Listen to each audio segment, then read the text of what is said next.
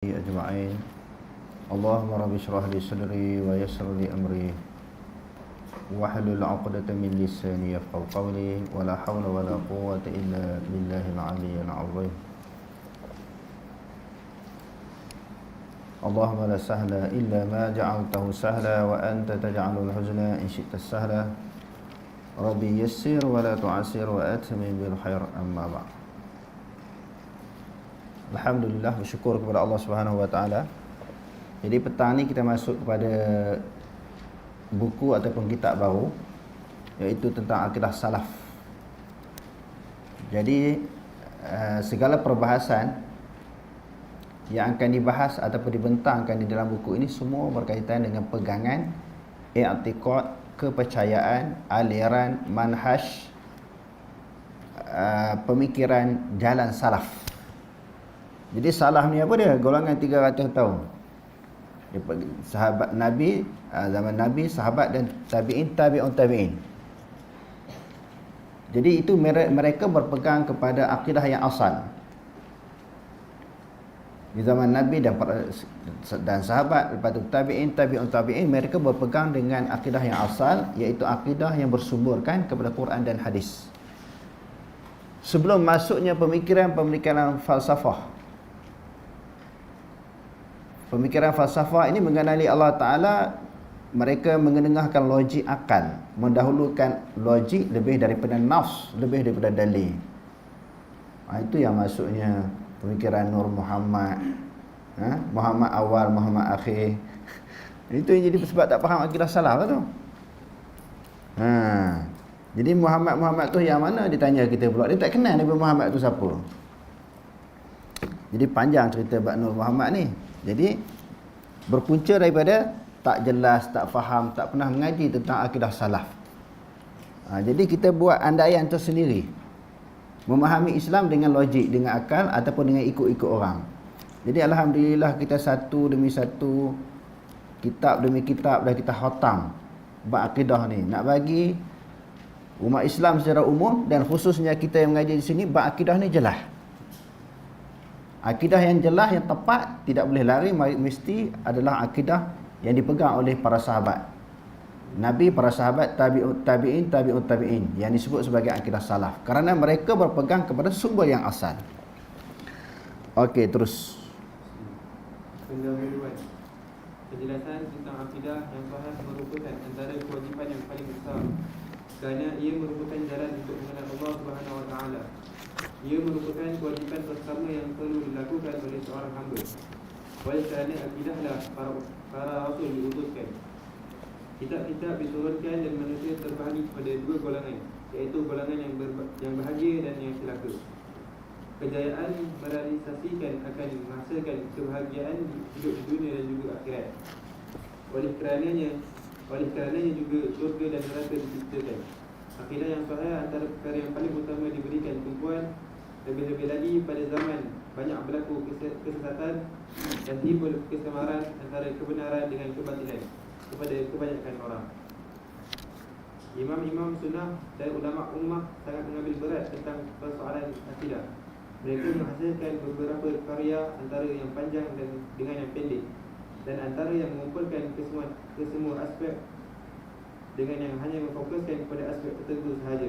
Akidah yang terbaik tidak dinafikan adalah akidah berdasarkan manhaj as-salaf saleh. Jadi yang pertamanya, bab akidah ni benda penting. Sebab apa penting? Sebab dia merupakan asas, dasar, prinsip kepada agama. Sebelum seseorang melakukan ibadat, sembahyang, puasa, zakat, haji dan sebagainya, ibadat itu sebab apa dia lakukan? Kepada siapa yang kita nak serah ibadat itu? Kita nak sembah siapa di dalam ibadat? Kalau Allah Ta'ala kita tak kenal, akidah kita tak faham. Jadi akidah ni maknanya peringkat asas, dia sangat penting. Sebelum kita nak melakukan ibadat, kita kenal dulu siapa yang kita nak sembah. Sebab Nabi SAW, dia mengambil masa yang panjang di dalam menjelaskan tentang masalah akidah, lebih panjang daripada mengambil masa menceritakan tentang syariat ataupun hukum fiqh. Yang kedua, bukan sahaja penting isu akidah ni, akidah juga perlu kita cari yang sahih, yang tepat. Di sana ada akidah yang tidak sahih, akidah-akidah yang berdasarkan kepada kepercayaan, kepada andaian, kepada sangkaan. Itu akidah yang tidak sahih. Akidah yang sahih, akidah yang bersumberkan kepada Quran dan hadis. Daripada Quran dan hadis itulah tidak ada sebarang keraguan. Al-haqqu min rabbik fala takunanna minal mumtarin. Kebenaran daripada Tuhanmu, maknanya hak benar daripada Quran. Zalikal kitabul la raiba fihi hudal lil muttaqin. Dan demikian itu kitab Al-Quran, tidak ada ragu padanya, petunjuk bagi orang yang bertakwa. Jadi akidah yang sahih bersumberkan kepada Quran dan juga hadis. Jadi dengan sebab akidah yang sahih itu jugalah diutuskan para nabi. Walaqad ba'atsna fi kulli ummatin rasulan an i'budullaha wajtanibut taghut. Demi sesungguhnya kami telah membangkitkan kepada setiap umat itu akan seorang rasul. Tugas, kewajipan, tanggungjawab para rasul ini memperkenalkan Allah. An i'budullah, nak ajak manusia ini supaya sembah Allah. Bila suruh sembah Allah, mereka beritahulah apa Allah tu siapa, zat Allah macam mana, sifat Allah macam mana. Itulah peranan yang dimainkan oleh para rasul peringkat permulaan mereka diutuskan. Walaqad arsalna Nuhan ila qaumih faqala ya qaumi i'budullaha ma lakum min ilahin ghairuh. Sesungguhnya kami telah mengutuskan Nabi Nuh kepada kaumnya. Lalu Nuh berkata, sembahlah Allah, tidak ada Tuhan melainkannya. Selain daripada Allah Ta'ala bukan Tuhan dan ianya tidak layak disembah. Okey, terus. Definisi akidah. Akidah dari segi bahasa diambil daripada kalimah al-aqdu. Al-aqdu maknanya ikatan. Itu makna akidah. Pegangan. Pegangan yang kukuh. Okey, terus. Yang membawa masuk ikatan, pementerian, pengukuhan dan seumpamaan. Antara ikatan sumpah firman Allah Subhanahu wa taala, la yu'akhidhukumullahu bil-laghwi fi aymanikum walakin yu'akhidhukum bima aqadtumul ayman. Maksudnya, kamu tidak dikira salah oleh Allah tentang sumpah-sumpah kamu yang tidak disengajakan untuk bersumpah. Akan tetapi kamu dikira salah olehnya dengan sebab sumpah yang sengaja kamu buat dengan bersungguh-sungguh. Jadi termasuk dalam ikatan bersumpah. Bila bersumpah sesuatu maknanya kita telah mengikat diri kita dengan sesuatu. Kan ada lafaz-lafaz sumpah, wallahi wa billahi wa tallahi. Kalau di dalam kitab usul fiqh, wallahi la akulul lahma, dia bersumpah aku tak makan daging. Kalau dia telah mengikat diri dia tak makan daging. Kalau dia makan, maka dia kena kifarat sumpah. Kerana sumpah itu telah mengikat diri dia dengan sesuatu. Wallahi wa billahi wa tallahi, demi Allah aku tak akan pergi rumah kamu. Tiba-tiba satu hari dia terdesak, dia nak pinjam duit, dia pergi. Kena bayar kifarat sumpah. Tadi dia telah mengikat. Begitulah isu akidah. Akidah ni satu ikatan. Suatu perjanjian. Okey, terus.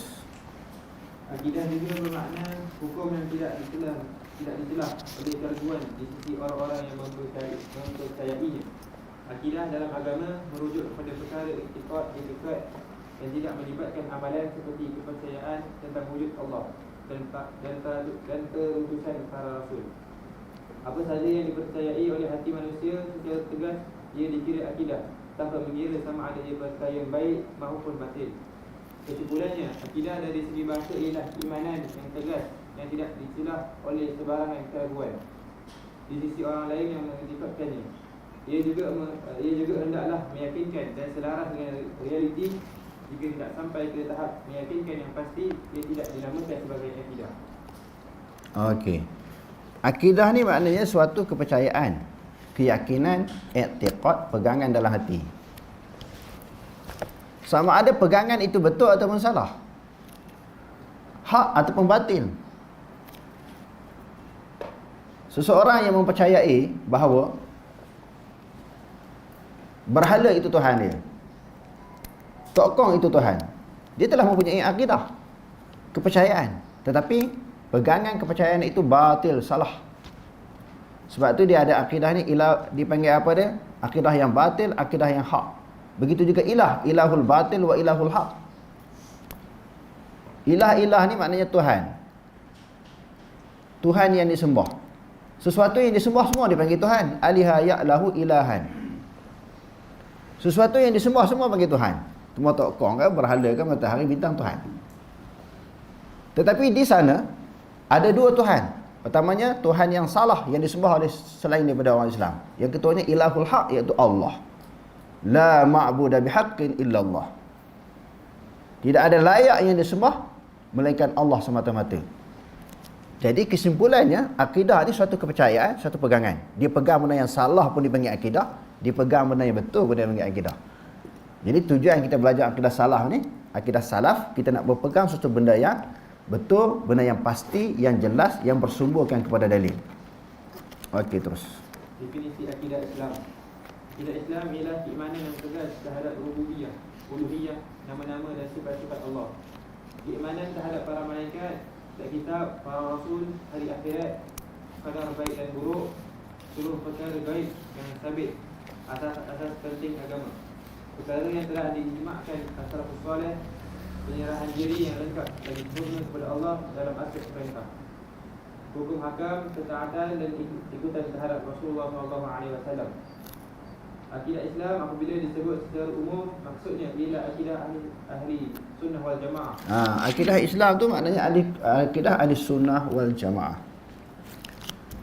Apa maksud kalau kita tulis ahli sunnah wal jamaah? Ni kena faham ni, kena jelas definisi ataupun takrif dia. Sebab ramai pihak semua mengaku ahli sunnah wal jamaah. Ada pihak, ada individu mengaku dia ahli sunnah wal jamaah. Dan ada pula yang kata ahli sunnah wal jamaah tu kumpulan dia sahaja. Hak ni saja dalam maksud kumpulan ahli sunnah wal jamaah. Bahkan ada pula daripada kalangan mereka mereka mengatakan mereka ahli sunnah wal jamaah dan mengeluarkan pihak lain pula daripada ahli sunnah wal jamaah. Bukan saja dia kata dia sahaja, dia mengeluarkan orang lain pula daripada ahli sunnah wal jamaah. Secara ringkas, ahli sunnah wal jamaah, ahli apa dia? Seseorang yang berada di dalam sesuatu kumpulan, itu ahli. Kumpulan A, kumpulan B, kumpulan mazhab ke, kumpulan pertubuhan, itu dipanggil ahli ya. Yang kedua dia panggil sunnah. Sunnah ni apa dia? Sunnah ni sesuatu yang diambil daripada Nabi. Sunnah ni sesuatu yang diambil daripada Nabi. Jemaah satu kumpulan yang ikut Nabi. Kalau yang tu pun tak faham macam mana? Banyak orang mengaji akidah tak faham. Dia nak kata pokok ni tak ahli sunnah jemaah, kami saja ahli sunnah jemaah. Kita tulis di whiteboard ataupun papan hitam ahli sunnah wal jemaah. Senang je nak faham. Tak payah pening. Ahli tu apa dia? Seseorang yang berada pengikut kepada sesuatu kumpulan, sesuatu pertubuhan, sesebuah organisasi. Ahli. Sunnah tu apa? Sunnah ikut Nabi. Jadi kalau kata ahli sunnah wal jamaah, akidah ni mesti ikut apa yang Nabi pegang. Susah ke nak faham? Tak susah. Apa yang Nabi pegang, apa yang sahabat pegang, hak tu yang kata sunnah. Jamaah kumpulan yang ikut Nabi. Tiba-tiba mereka mengeluarkan orang yang berpegang kepada akidah Nabi dan akidah para sahabat. Ni bukan ahli sunnah jemaah, kumpulan dia je ahli sunnah jemaah. Tak betul lah tu. Definisi takrif pun dia tak faham. Okey, terus. Sekejap. Minta tolong seorang pelajar ambil ada meja sekali dengan di luar tu ada kan? Meja kursi sekali meja tu untuk pak cik belakang. Tidak letih pegang ni tu, lama kan. Azim betul ambil di luar tu ada kan? Yang budak-budak masuk periksa tu. Ujian periksa kita gunakan kursi tu. Kursi sekali meja ada kat mana? Jauh. Tak apalah pergi ambil satu. Letaklah 2-3 bagi pakcik-pakcik yang uzur ni yang tak boleh duduk di bawah supaya dia belajar ni dalam keadaan selesa. Kalau tidak lengoh, tunggu macam tu. Okey terus. Ia merupakan agama yang Allah redha untuk dipegang oleh para hamba-hamba-Nya. Ia merupakan akidah generasi umat Islam 3 kurun yang pertama, iaitu zaman sahabat, tabi'in dan juga tabi'in tabi'in. Definisi tauhid. Tauhid dari segi bahasa membawa maksud menjadikan sesuatu itu sebagai satu. dari segi syarak, ialah mengesahkan Allah dari segi rububiyah, uluhiyah, nama-nama dan sifat-sifat yang khusus baginya. Tauhid daripada perkataan apa? Tauhidun, at-tauhidu. Daripada perkataan wahada yuwahidu tauhidan. Apa dia? Mengesakan zat, sifat Allah dan juga sifat Allah dan juga af'al, zat, sifat dan juga af'al Allah. Itu tauhid. Mengesakan rububiyah Allah. Apa maksud? Tiada yang layak, yang mampu, yang mencipta alam, mengurus alam, mentadbir alam, semata-mata Allah. Rububiyah, apa dia? Tauhid di sudut uluhiyah, mengesakan Allah Ta'ala sahaja yang layak disembah. Okey, terus Imam Ibn Al-Qayyim menjelaskan yang dikatakan tauhid bukan hanya berbentuk pengakuan seorang hamba tidak ada pencipta selain daripada Allah. Allah Subhanahu Wa Taala pula adalah Tuhan segala sesuatu dan pemiliknya, sebagaimana yang diakui juga oleh golongan musyrikin penyembah berhala. Bahkan tauhid juga mengandungi kecintaan kepada Allah, ketundukan, kehinaan diri, ketaatan yang sempurna, perhatian dalam melakukan ibadah dan keinginan untuk melakukan segala bentuk amalan. Jadi tauhid ni bukan saja nak kena takut, kena tunduk, kena hina, taat, patuh secara sempurna. Terus Dan perkataan semata-mata kerana Allah. Larangan pemberian, kecintaan, kebencian dan memisahkan antara seseorang dengan sebab-sebab yang boleh mengorbankannya ke lembah maksiat dan keterusan dalam melakukan maksiat tersebut. Siapa yang mengenal perkara di atas, dia akan memahami sabda Nabi SAW dalam hadis riwayat Ibn bin Malik radhiyallahu anhu, fa inna Allah qad harrama 'ala an-nar man qala la ilaha illallah yabtaghi bi dzalika wajha Allah. Maksudnya, sesungguhnya Allah mengharamkan ke atas api neraka orang yang mengucapkan tidak ada Tuhan yang berhak disembah melainkan Allah, semata-mata mencari keredaan Allah. jadi sebab apa dalam hadis ini sebut seseorang itu dia diharamkan masuk neraka? Ada di pada kalangan manusia ini di akhirat nanti dia diharamkan masuk neraka. Bila diharamkan masuk neraka, apa maksud? Dia layaklah masuk syurga. Sebab apa? Kerana di sana ada tauhid, ada pengesaan diri dia kepada Allah. Dia kata Allah Ta'ala itu esa. Dia tidak menganggap Allah Ta'ala itu berbilang. Berbilang tu sama ada di sudut rububiyah, uluhiyah, asma' wa sifat. Okey, terus Hubungan antara akidah dengan tauhid. Ilmu akidah dan ilmu tauhid adalah dua perkara yang sama sahaja di sisi ahli sunnah wal sunnah. Ilmu tauhid dinamakan juga sebagai ilmu akidah berdasarkan hasil yang muncul daripadanya, iaitu merujuk kepada pegangan dalam hati yang tegas yang tidak dicela dengan pemisahan. Kadang-kadang kedua-duanya dipisahkan dari segi istilah. Ilmu tauhid merujuk kepada ilmu yang berjaya menisbatkan akidah agama berdasarkan dalil-dalil yang memuaskan. Ilmu akidah pula melebihinya dari segi penolakan terhadap berbagai-bagai perkara syubhah dan mematahkan dalil-dalil yang menimbulkan perselisihan. Kedua-duanya berkumpul dari segi mengenal kebenaran berdasarkan dalil. Akidah lebih umum daripada tauhid kerana ia memperakui kebenaran berdasarkan dalil, membantah berbagai-bagai syubhah, dalil-dalil yang tidak kuat dan membahaskan berbagai-bagai agama dan kuat yang ada di dunia. Menjadi kebiasaan kepada as-salafus salih menanamkan karya-karya mereka berkaitan tauhid dan iman dengan nama kitab akidah. Misalnya yang dilakukan oleh Abu Uthman As-Subuni dalam karyanya berjudul Aqidatus Salaf wa Ashabil Hadis, dan Imam Al-Lalakai dalam syarah usul al-i'tiqad ahli sunnah wal jamaah. Jadi hubungan ataupun kaitan dan apakah perbezaan antara akidah dan juga tauhid? Di sudut zahir nampak macam sama aja. Ilmu apa yang kita belajar? Ilmu akidah. Ilmu apa? Ilmu tauhid. Cuma tauhid itu lebih khusus. Bila tauhid wahada yuwahidu tauhidan, maknanya dia membincangkan suatu ilmu maklumat tentang mengesakan Allah. Itu secara umum macam tu.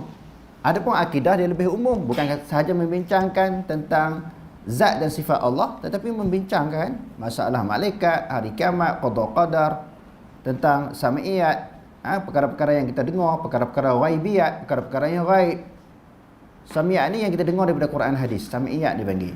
Dosa pahala, syurga, neraka, jin, syaitan dan sebagainya. Jadi di sudut zahir nampak macam sama aja, tetapi kalau perinciannya tauhid lebih khusus, akidah itu lebih umum. Dan kalau kita tengok, banyaklah ulama-ulama nak menerangkan tentang masalah akidah dan juga tentang ilmu tauhid ini dengan beberapa orang ulama seperti yang disebutkan tadi, Abu Osman As-Sabuni di dalam kitab Aqidatu, disebut apa sini? Aqidatus Salah wa Ahli Hadis. Kitab ni sangat baik tuan-tuan. Nak kenal akidah salaf dan juga pegangan para ulama hadis, disusunkan akwal mereka, pegangan orang golongan salaf dan juga ulama-ulama hadis tentang masalah ilmu akidah ataupun ilmu tauhid. Okey, terus. Nama-nama ilmu akidah dan tauhid. Nama-nama ilmu akidah dan tauhid di sisi Ahlussunnah melibatkan beberapa bentuk. Antaranya ialah ilmu akidah.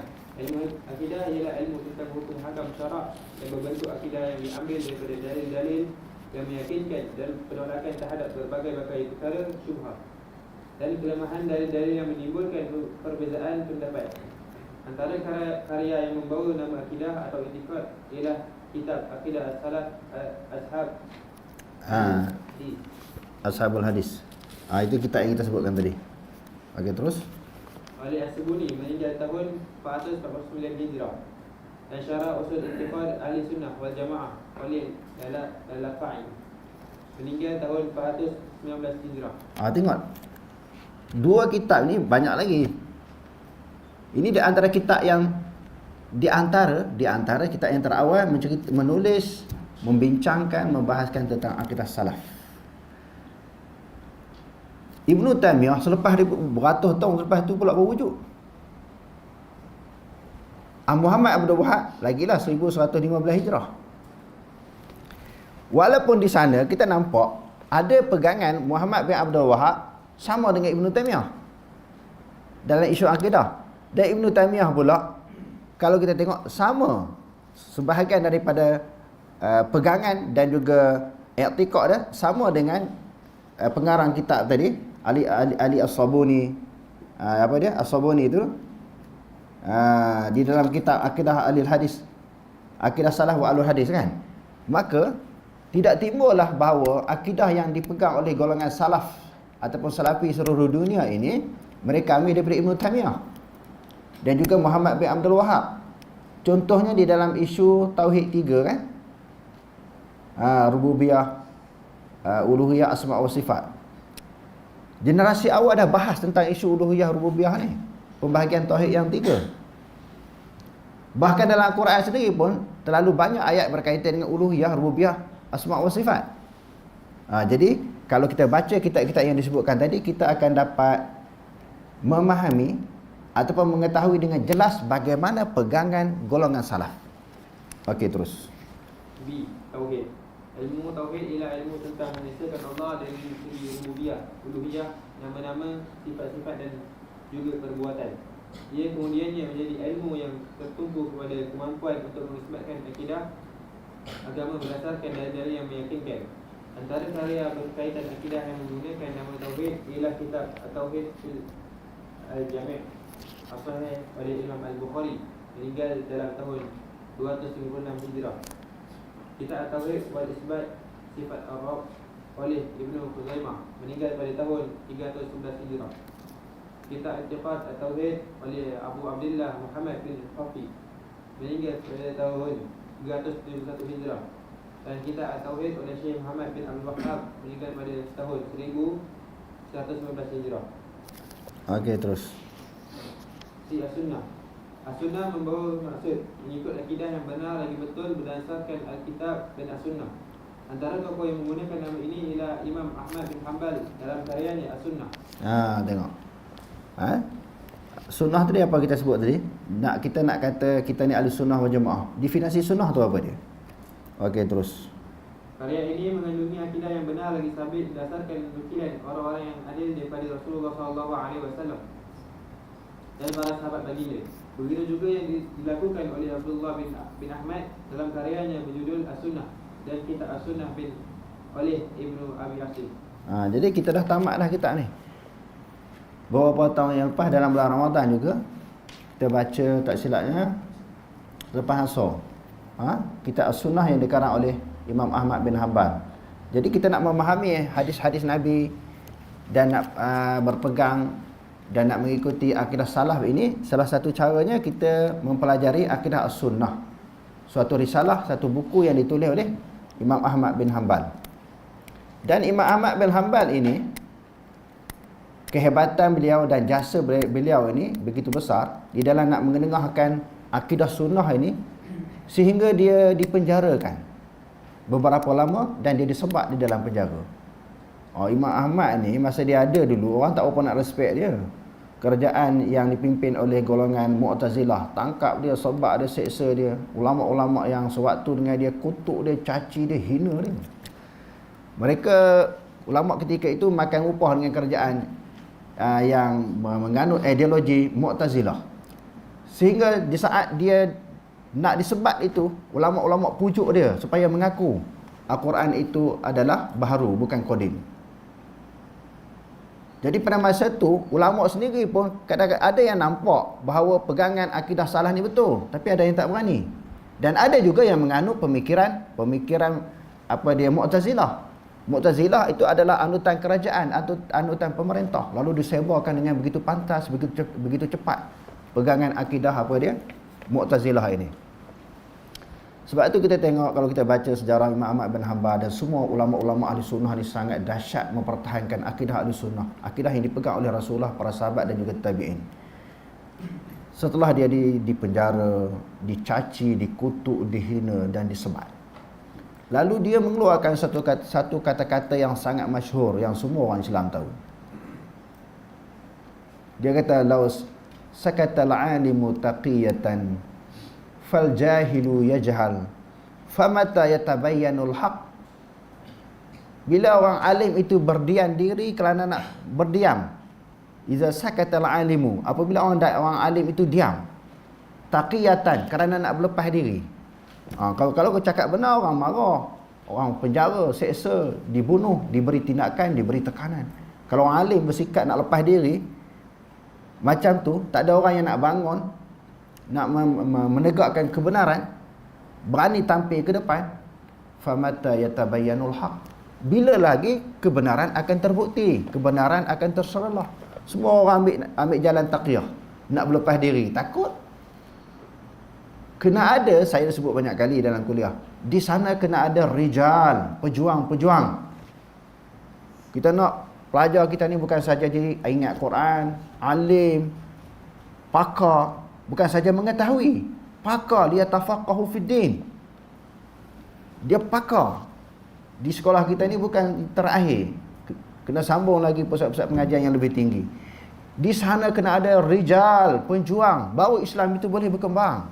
Kalau selagi mana tidak ada rijal, tidak ada pejuang, sekadar tahu untuk diri sendiri, batu mengajar, bukan mendidik diri sebagai pejuang, sebagaimana imam-imam salaf yang lampau, Islam tak akan tersebar.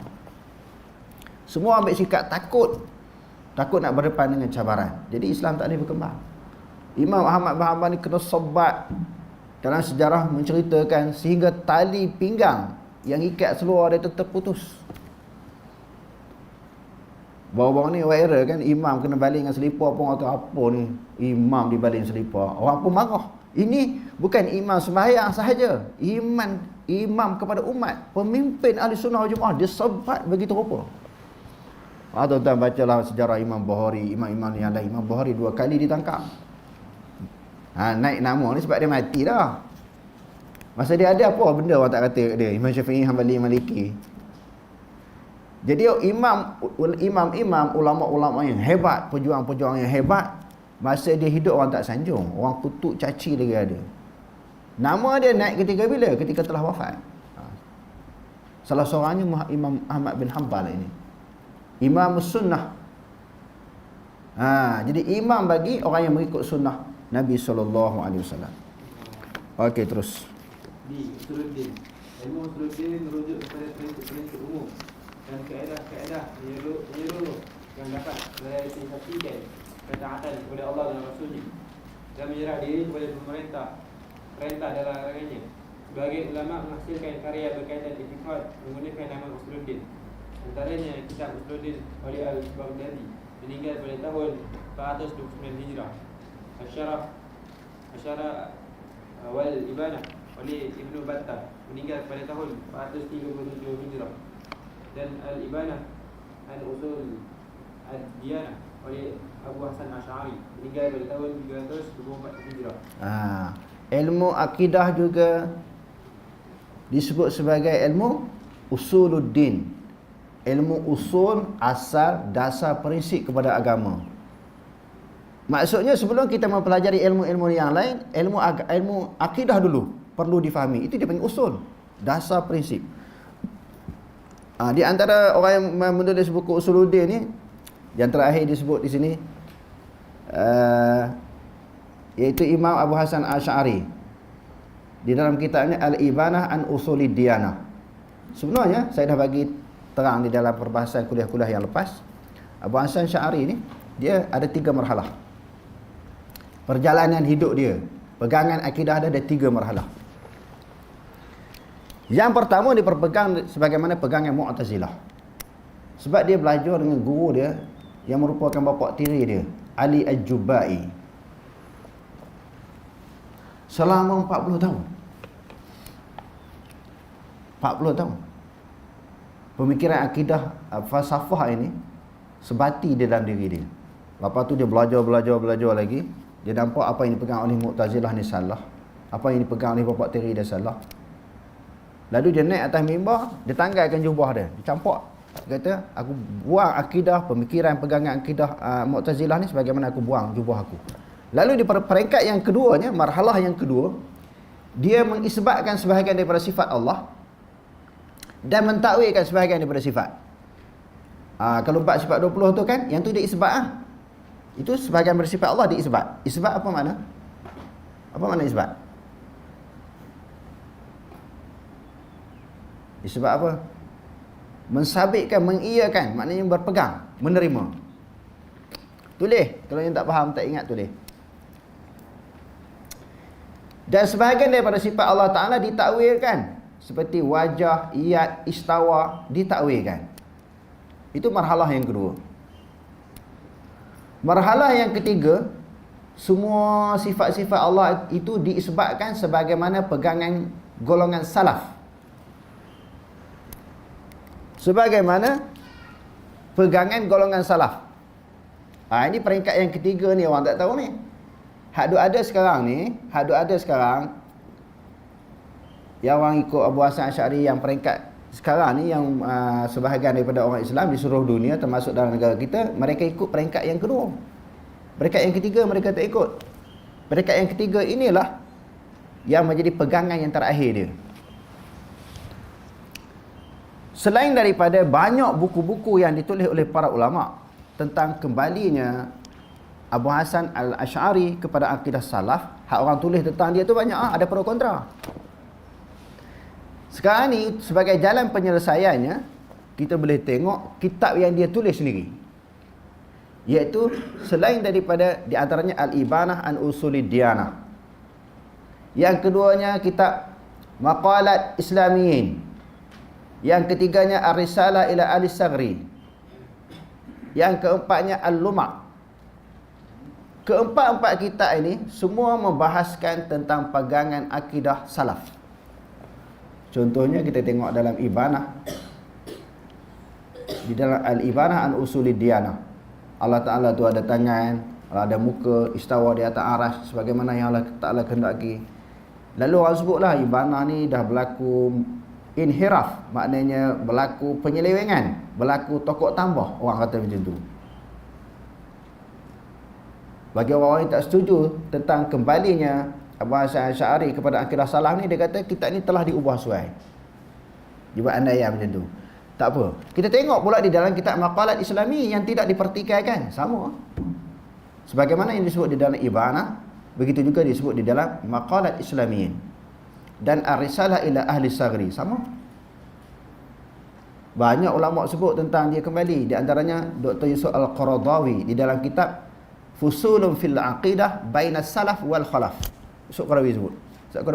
Dr. Yusuf Qaradawi ni baru saja meninggal dunia. Dia kata kembali. Yang keduanya Ibnu Asakir.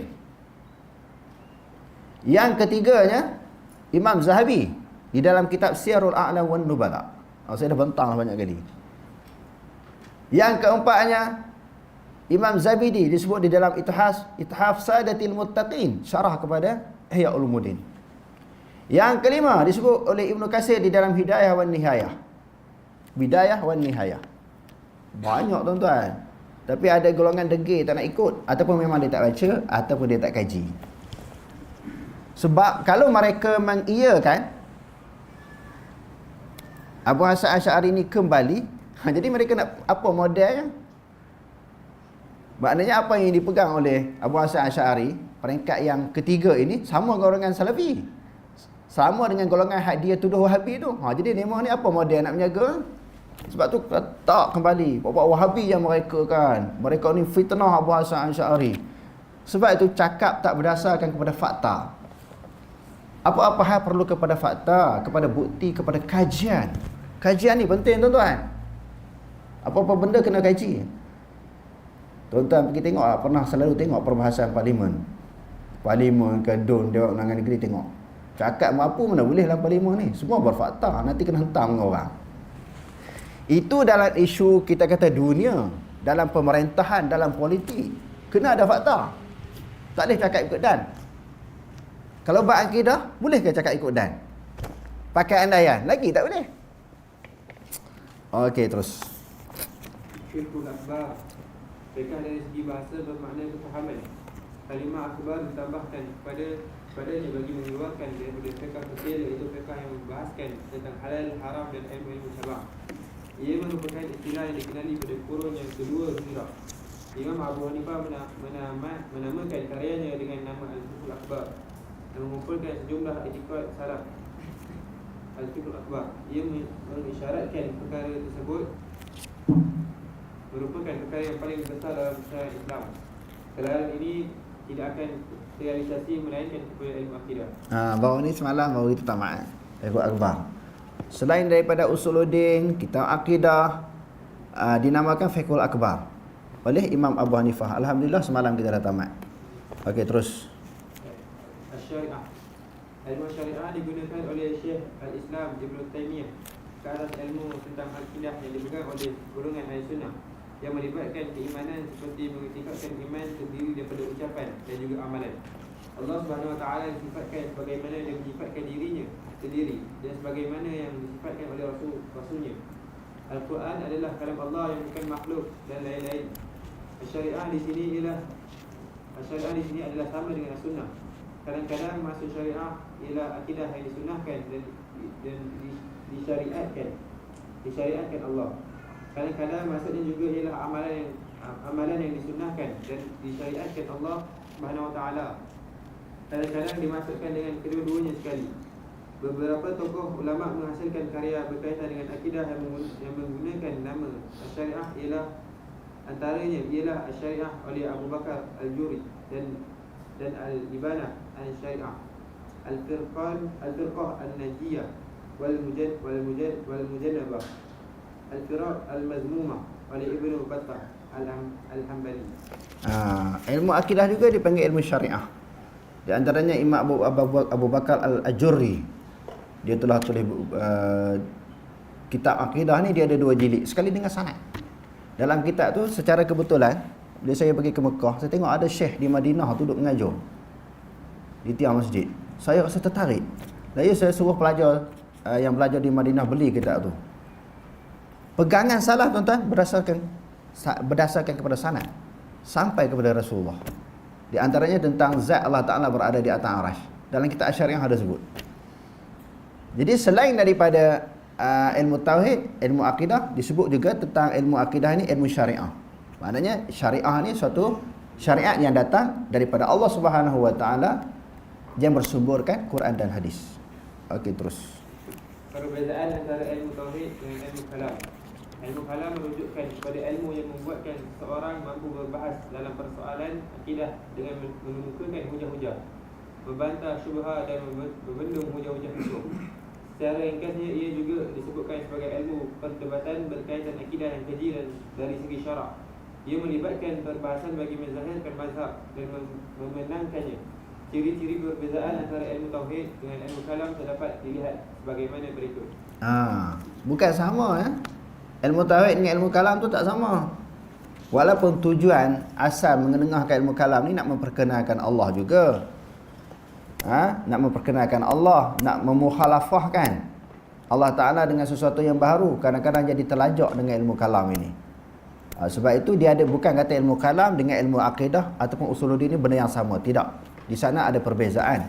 Bila sampai bab memukhalafahkan Allah Ta'ala dengan baharu ni, ilmu kalam ni banyak main logik, banyak main akal. Di situ dia berbeza dengan akidah ataupun usuluddin. Kerana akidah dan usuluddin dia bersumberkan Quran hadis. Di dalam Quran hadis kata apa? Itulah yang mereka pegang. Kalau yang Quran hadis tak sebut, wala taqulu 'alallahi ma la ta'lamun. Jangan kamu kata sesuatu terhadap Allah sesuatu yang kamu tak tahu. Tetapi di dalam ilmu kalam ada benda tu. Allah Ta'ala tak sebut, Nabi tak sebut, dia sebut sendiri. Dia buat andaian sendiri. Itu perbezaannya. Okey, terus. Ilmu tauhid bergantung pada Alkitab, As-Sunnah, ijma' salaf dan dalil akal yang sahih. Ni ilmu tauhid. Terus. Sebaliknya, ilmu kalam bergantung kepada lafaz-lafaz mantik dan kias-kias ahli kalam. Ia terpengaruh dengan anasir luar daripada dalil-dalil yang terdapat dalam Alkitab dan As-Sunnah. Jadi itu ada antara perbezaannya. Contohnya tentang masalah istawa, Ar-Rahmanu ala arsyistawa. Pegangan salaf istawa ala wartafa'a. Boleh baca di dalam kitab-kitab akidah, di antaranya kitab tafsir Al-Baghawi, bagaimana pegangan istawa yang difahami oleh golongan salaf. Lepas tu di dalam kitab tafsir tentang akidah-akidah salaf, semua ulama-ulama yang menakalkan aqwalus salaf, perkataan-perkataan salaf, mereka sebut istawa tu dengan makna apa? Ada yang kata su'ada ala wartafa'a, maknanya Allah Ta'ala meninggi, tinggi di atas arsy. Adapun ilmu kalam yang banyak bersumberkan kepada mantik, kepada kias, kepada falsafah, istawa dengan makna istaula. Istaula ni ambil daripada mana? Istaula ni dia orang ambil daripada satu syair.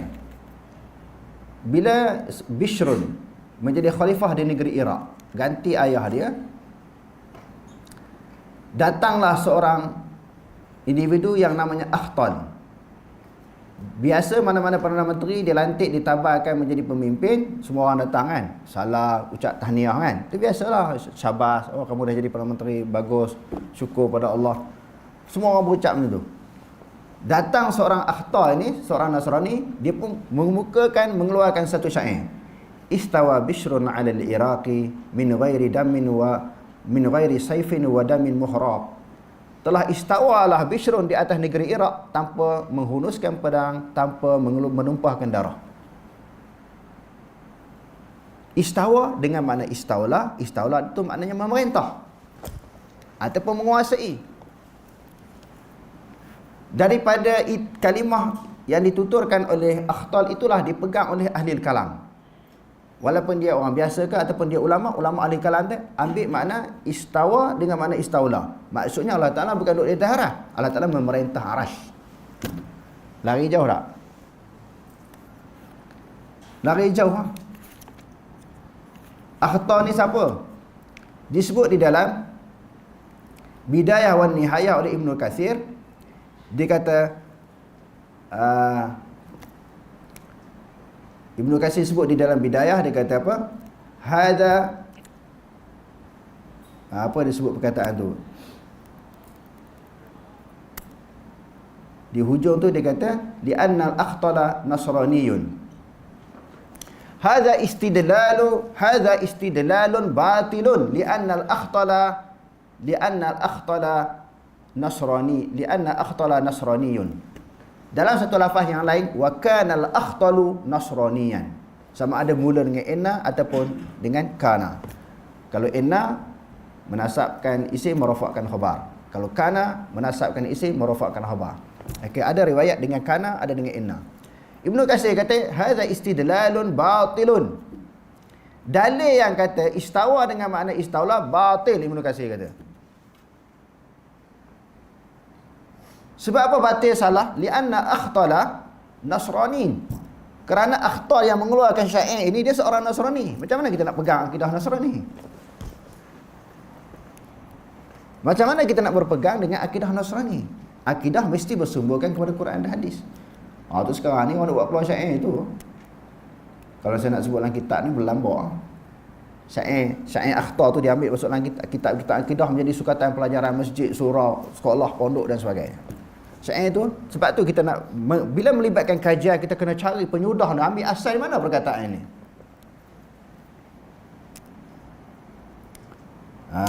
Panjang perbahasannya, kita dah bentang banyak kali dah isu ni. Jadi sebab tu akidah ni bukan ilmu kalam. Ilmu tauhid disebut ilmu akidah, ilmu usuluddin, fiqhu akbar, betul. Tetapi dia tak sebut ilmu akidah ini sebagai ilmu kalam kerana di sana ada perbezaan. Okey, terus. Ilmu tauhid merupakan ilmu syarak, tidak mengandungi unsur bid'ah. Manakala ilmu kalam merupakan ilmu bid'ah, ia tidak pernah dikenali oleh Rasulullah SAW, para sahabat, tabi'in dan juga tabi'in. Tak dikenali di zaman Nabi pegang macam tu. Istawa dengan mana istaula, kalam nafsi, bukan kalam hakiki. Kalam hakiki ni berhuruf dan musyara. Kalam Allah Ta'ala ni kan berhuruf dan musyara. Sebagaimana dalam Quran sebut kan. Allah Ta'ala firman kepada Nabi Musa dan juga Nabi Harun. Nabi Harun dengar kalam Allah Ta'ala, menunjuk kalam Ta'ala bersuara. Ada pun ilmu kalam kata kalam Allah Ta'ala tak bersuara, tak berhuruf, tak bersuara. Itu ada perbezaannya. Okey, terus. Sehingga ke hari kesudahan. Ilmu tauhid tidak mengandungi lafaz bid'ah maupun istilah falsafah. Sebaliknya ilmu kalam mengandungi banyak lafaz bid'ah, istilah mantik dan juga pandangan-pandangan falsafah. Terus. Asas ilmu tauhid wujud pada zaman 3 kurun yang pertama umat Islam. Zaman sahabat, tabi'in, tabi'un tabi'in. Okey, terus. Sebaliknya ilmu kalam tidak begitu. Ia muncul hasil daripada pengaruh luar akibat penterjemahan buku-buku mantik dan falsafah secara besar-besaran. Kesan ilmu tauhid adalah terpuji, manakala kesan ilmu kalam adalah puji. Okey. Saya dah sebut hari itu. Kalau kita baca di dalam buku ini, Al-Wadihul Mubin fi Aqidatil Islam.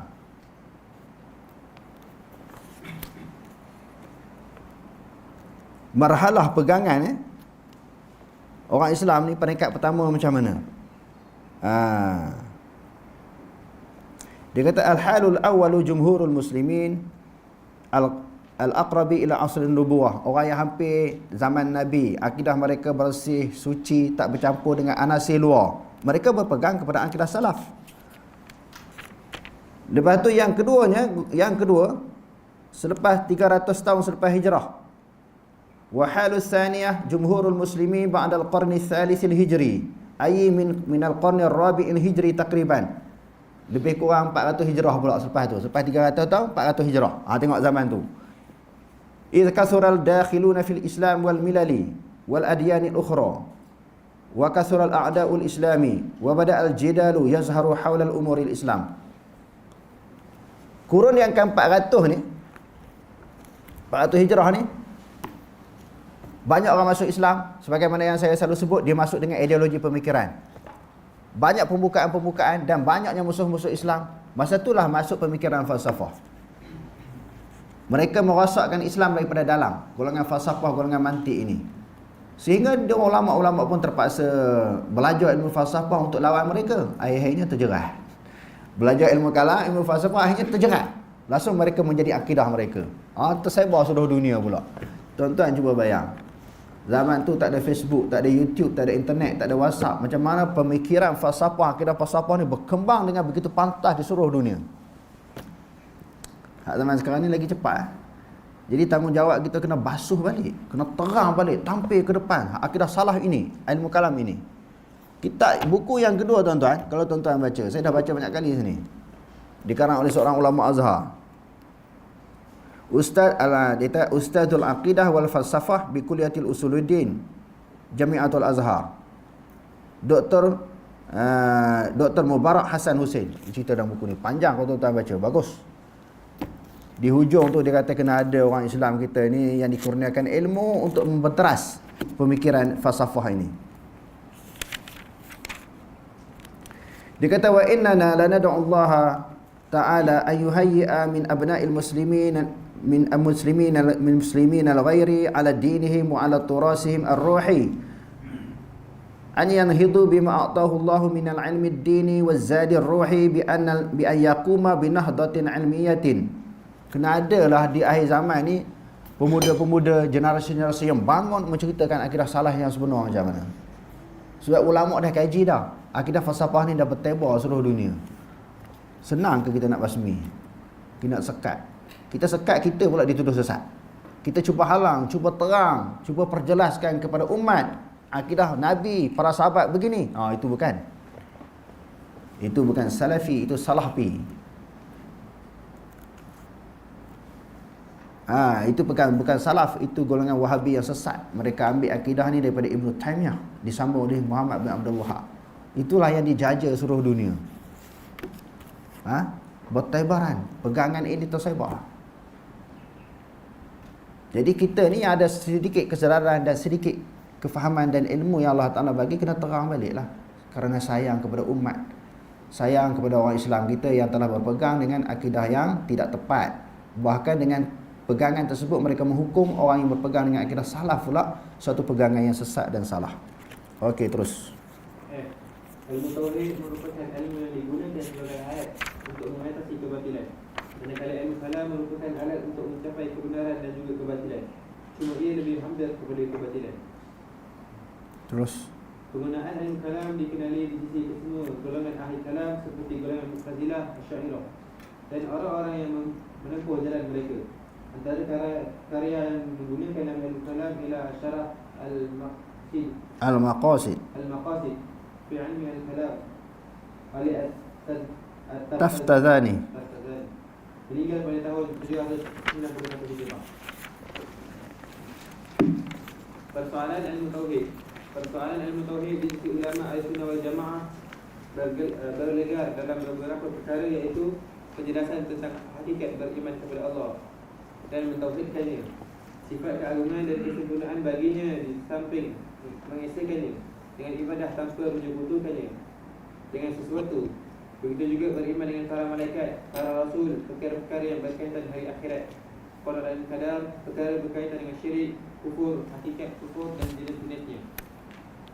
Tengah ulama membahagikan persoalan utama ilmu tauhid kepada 4 perkara, iaitu penjelasan tentang zat Allah atau perkara ilahiyat, perbahasan tentang zat Allah dari 3 aspek, iaitu sifat-sifat bagi Allah Subhanahu Wa Taala, sifat-sifat yang bersih daripada Allah dan hak yang wajib dilaksanakan oleh hamba-hamba terhadap Allah Subhanahu Wa Taala. Ini yang kita bahas dengan panjang di dalam kitab Fiqhul Akbar. B. Penjelasan tentang zat para rasul atau nubuwat. Ia melibatkan perbahasan tentang perkara yang wajib, mustahil dan harus bagi Allah, dan juga perkara-perkara yang wajib dilakukan oleh umat Islam terhadap Rasulullah SAW. C. Penjelasan tentang perkara Sam'iyat ni benda kita dengar daripada Quran dan juga hadis tentang perkara-perkara yang gaib. Terus atau gaibiyat. Ia menunjukkan kepada perkara yang mana beriman dengannya bergantung kepada kewujudan dalil atau wahyu. Akal tidak mempunyai ruang untuk mengisbatkan atau menafikan, seperti tanda-tanda kiamat dan perbahasan secara terperinci tentang persoalan kebangkitan. Perkara sam'iyat, persoalan alam gaib. Ukuran perkara sam'iyat ialah akal tidak menegah dan tidak juga memandang mustahil perkara tersebut. Apabila suatu perkara itu sabit secara sahih daripada Allah Subhanahu Wa Taala dan Rasulnya, yang wajib dilakukan ialah mengikutkan dan memperakuinya, dan wajib menolak perkara yang bertentangan dengannya. Kaedah emas menyatakan tidak ada pertentangan antara wahyu yang sahih dan akal yang sharih jika benar-benar dilakukan penyelidikan. Jadi sebahagian daripada perbahasan yang berkaitan dengan ilmu tauhid ini juga, iaitu perkara sam'iyat, benda yang ghaib, benda yang kita tak ketahui, termasuklah benda yang kita tak ketahui ni termasuk dalam bab fadilat. Fadilat ni kan benda gaib. Sebab tu nak cerita tentang fadilat puasa, fadilat Lailatul Qadar, fadilat Ramadan, fadilat baca surah-surah yang tertentu. Fadilat ini manusia tak tahu, benda gaib. Kan pada bulan puasa ni banyak orang nak cerita tentang hadis-hadis, dalil-dalil tentang kelebihan fadilat amalan tertentu. Mesti kena ada dalil Quran hadis. Ulama tidak boleh mencipta fadilat. Fadilat datang daripada Allah. Contohnya kelebihan semayang berjemaah 25 kali ganda. Ada riwayat 27. Itu ada hadis. Sesuatu yang tidak ada dalil daripada Quran dan hadis tidak boleh kita ketengahkan ianya sebagai suatu fadilat ataupun kelebihan. Okey, terus. Penjelasan tentang perkara berkaitan dengan salat. Berita-berita tentang umat terdahulu, asas-asas hukum yang qat'i. Itu juga dibincang, dibahas dalam ilmu tauhid. Seluruh asas i'tiqad dan agama. Dan diikuti dengan bantahan ke atas golongan yang mengikut hawa nafsu dan ahli bid'ah dan seluruh agama, ajaran dan aliran yang sesat. Wallahu a'lam. Aqulu qawli hadza wa astaghfirullah al-'azim li wa lakum. Assalamualaikum warahmatullahi taala wabarakatuh.